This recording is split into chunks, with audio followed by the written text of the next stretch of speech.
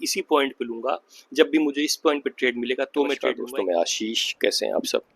तो आज का ये वीडियो कोई प्रॉफिट लॉस के लिए नहीं है, कोई लाइव ट्रेड के लिए नहीं है। आज प्योरली हम इस वीडियो में प्राइस एक्शन को समझेंगे, अपने ही टूल के चार्ट पे चलेंगे और समझेंगे कि जब हम प्राइस एक्शन को इसमें जो फीचर्स अवेलेबल हैं, गोल्डन लाइन या जोन या की लेवल्स या और भी कोई भी इसमें जो इंडिकेटर्स अवेलेबल हैं, उसके साथ जब हम क्लब करते हैं तो कैसे हम अपने ट्रेडिंग को थोड़ा सा इफेक्टिव बना सकते हैं, कहाँ पे ट्रेड हमें लेना चाहिए, कहाँ पे ट्रेड हमें अवॉइड करना चाहिए या अवॉइड कर सकते हैं, वो हम सीखने की कोशिश करेंगे। याद रखिएगा कि ये आपको कॉन्सेप्ट समझाने के लिए है, हू बहू इसी पैटर्न को कभी आप कॉपी ना करें, मेरे ट्रेड्स को कॉपी ना करें, वो हार्मफुल हो सकता है, लॉस भी हो सकता है। तो जो कॉन्सेप्ट मैं बता रहा हूँ उसको समझिए, शायद ये आपके काम आए, शायद आपकी ट्रेडिंग थोड़ी सी और इम्प्रूव होने में हेल्प हो सके इससे, उसको समझेंगे। इस पे मैं की लेवल भी प्लॉट कर दे रहा हूँ और उस चार्ट को जूम करूँगा ताकि आपको क्लियरली दिखे और आप समझ सके मैं कहना क्या चाह रहा हूँ। अगर ये वीडियो आपको पसंद आता है, कॉन्सेप्ट इसका अच्छा लगता है तो प्लीज़ लाइक ज़रूर कर दीजिएगा और अगर आप फर्स्ट टाइम देख रहे हैं तो सब्सक्राइब ज़रूर कर लीजिएगा मेरा चैनल। ये चैनल भी और इसका जो बैकअप चैनल है उसका लिंक भी डिस्क्रिप्शन में है। तो चलिए स्क्रीन पे चलते हैं, वीडियो को शुरू करते हैं। इस वीडियो में जो ट्रेडिंग ऐप, लॉजिक, इंडिकेटर और प्रॉफिट लॉस दिखाए गए हैं, वो सिर्फ एजुकेशन और लर्निंग के लिए हैं। ये सिर्फ एक सिमुलेशन है। हम सभी दर्शकों से निवेदन करते हैं कि इन ट्रेड्स को कॉपी ना करें। ऑप्शन ट्रेडिंग में हमेशा नुकसान का रिस्क होता है।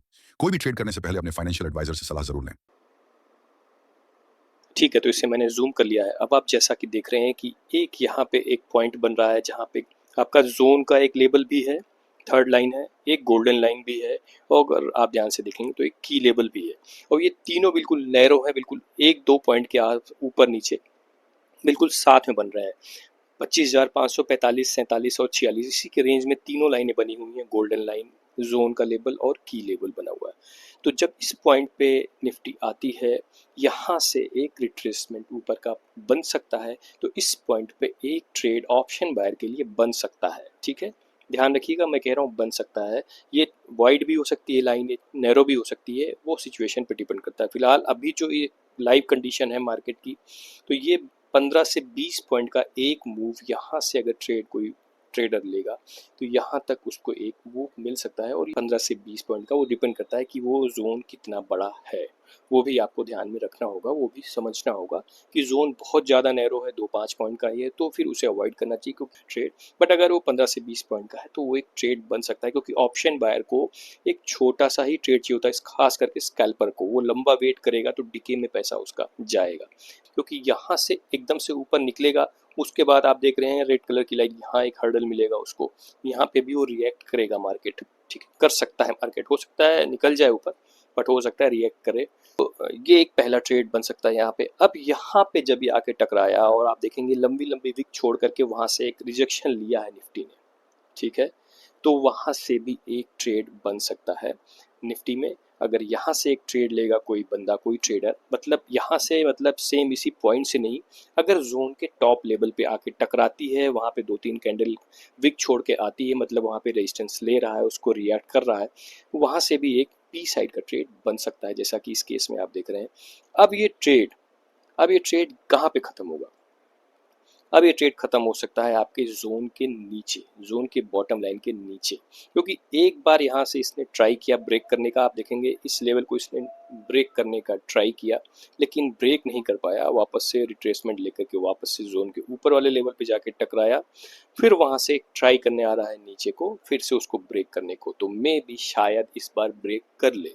ठीक है, कॉन्सेप्ट ये कहता है, प्राइस एक्शन ऐसा कहता है कि एक अटेम्प्ट में नहीं तो दूसरे अटेम्प्ट में या फिर तीसरे अटेम्प्ट में ब्रेक कर सकता है। तो ये आप जब देखते हैं, हम बात करते हैं कि एम पैटर्न बन रहा है या डब्ल्यू पैटर्न बन रहा है, वो हम इसी को बोलते हैं। तो हम देखेंगे कि क्या इसको ब्रेक करता है और ब्रेक करके कहाँ तक जाता है।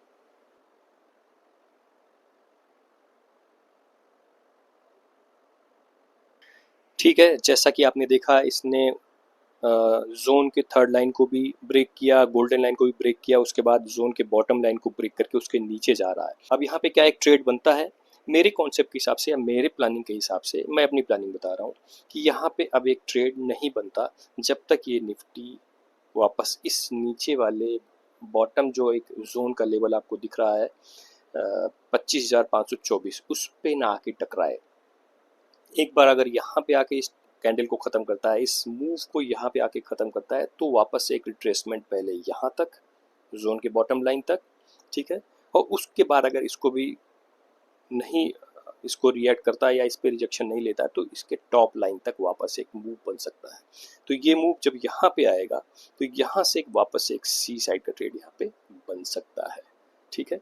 अभी यहाँ पे हम बहुत सारे ट्रेडर्स ये भी सोच सकते हैं कि यहाँ से अगर हम एक ट्रेड ले लें तो इस लेवल पे आने तक भी हमें प्रॉफिट हो सकता है अगर हम एक बी साइड का ट्रेड ले लें, क्योंकि हम वेट तो यहाँ पे आने का कर रहे हैं, बट ये कुछ ज़रूरी नहीं है कि यहाँ पे आए, ठीक है।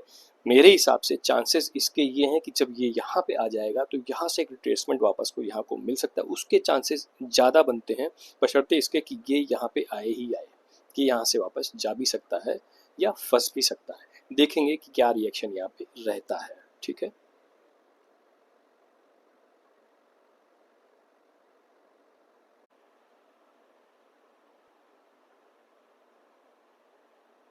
तो जैसा कि आप देख रहे हैं कि जोन लेवल का जो बॉटम लाइन है वहाँ पे एक टक्कर देख करके ये ब्लू कलर की कैंडल वापस आ रही है, एक विक छोड़ के वापस आ रही है, यानी यहाँ पे रेजिस्टेंस ले रहा है।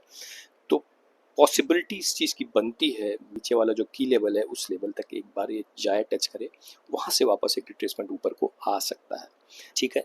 तो मुझे ऐसा लग रहा है, देखिए एग्जैक्टली वहाँ से रिजेक्शन लेके नीचे आ रहा है। अब आगे देखते हैं कि क्या इसको ब्रेक करेगा, ऊपर चला जाएगा या नीचे वापस टकराएगा इसमें, ठीक है।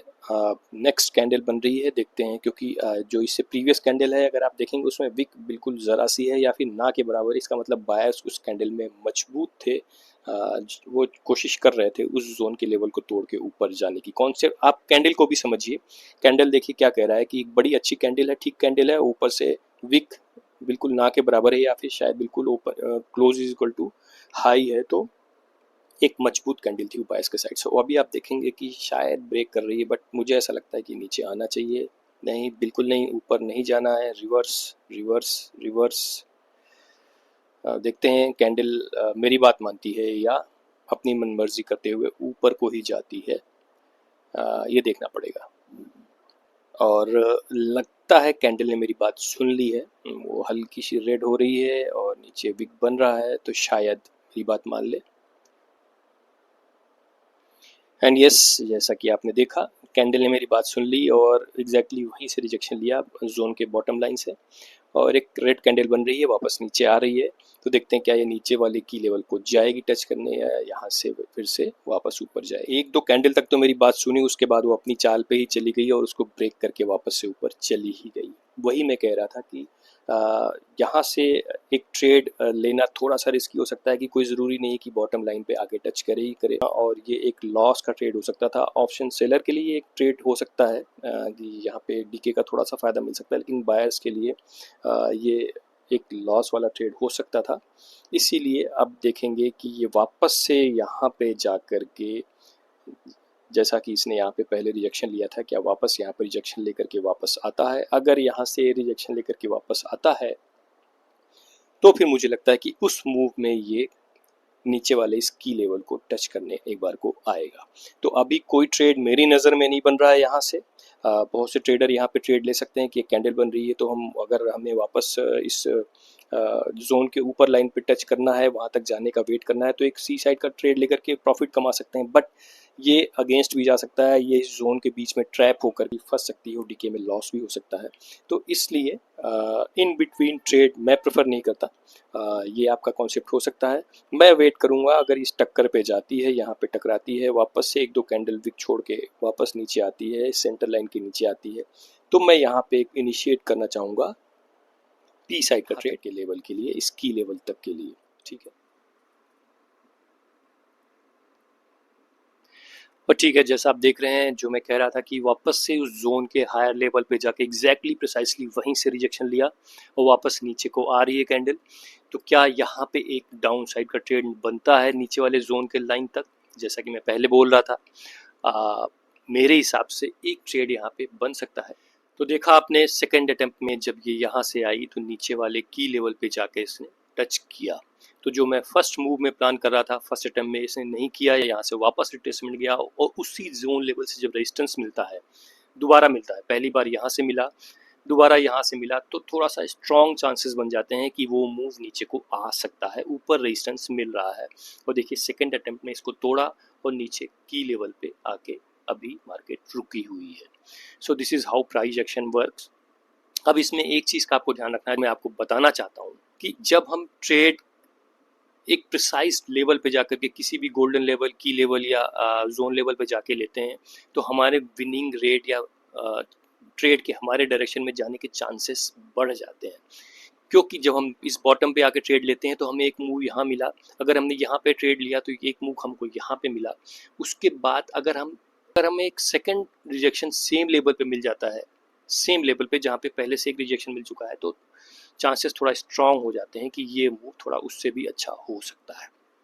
तो जब आप इन सारे प्रिसाइज लेवल के साथ ट्रेड करते हैं तो एक पॉइंट पे जाके ट्रेड लेते हैं, विनिंग चांसेस बढ़ जाते हैं। अदरवाइज आप अगर इन सब चीज़ों को फॉलो नहीं करते तो ट्रेड आप कहीं यहाँ पे ले सकते हैं, कभी यहाँ पे ले सकते हैं, कभी यहाँ पे ले सकते हैं, कभी यहाँ पे, यानी कि बीच के किसी भी पॉइंट पे जहाँ से कुछ डिसीजन नहीं निकल रहा है वो आपको लॉस देने के चांसेस बढ़ा देता है, बढ़ा सकता है। अब इसमें कई तरह के ट्रेडर हो सकते हैं। कुछ ट्रेडर ट्रेड यहाँ पे लेंगे, कुछ ट्रेडर्स ट्रेड यहाँ पे लेंगे, कुछ यहाँ पे लेंगे, कुछ यहाँ पे लेंगे। ये ट्रेड का कॉन्सेप्ट गलत नहीं है, वो बिल्कुल सही है। बस पॉइंट ये है, ज़रूरी ये है कि उसी पॉइंट्स को, उसी प्रोसेस को आप फॉलो करें सीरियसली लंबे टाइम तक, उसको प्रैक्टिस करें पेपर मोड में। आप ये डिसाइड कर लें कि मैं ट्रेड इसी पॉइंट पे लूँगा, जब भी मुझे इस पॉइंट पे ट्रेड मिलेगा तो मैं ट्रेड लूँगा। एक डिसिप्लिन बनाएं, एक रूल बनाएं। तो बहुत सारी स्टडीज़ को एक साथ बल्क में टेस्ट करेंगे तो आप डिसाइड नहीं कर पाएंगे आपको करना क्या है। एक कॉन्सेप्ट रखिए, डिसिप्लिन रखिए, उसको फॉलो करते रहिए कि ये मेरा डिसीजन है कि मैं ट्रेड यहीं पे लूँगा। और जब आपके पेपर मोड में या सिमुलेशन मोड में आपको 10 में से 7 बार सक्सेस मिलने लगे, तब आप उसको रियल टाइम में या रियल लाइफ में या रियल ट्रेड में कन्वर्ट करने की धीमे धीमे कोशिश कीजिए। ठीक है, तो दूसरों को ट्रेड्स को कॉपी मत कीजिए, एक डिसिप्लिन बनाइए, एक सेट ऑफ रूल बनाइए कि मैं ट्रेड यहीं पे लूँगा, इसी को पेनिट्रेट करूँगा तो सक्सेस ज़रूर मिलेगी। So this is all the very best, thank you.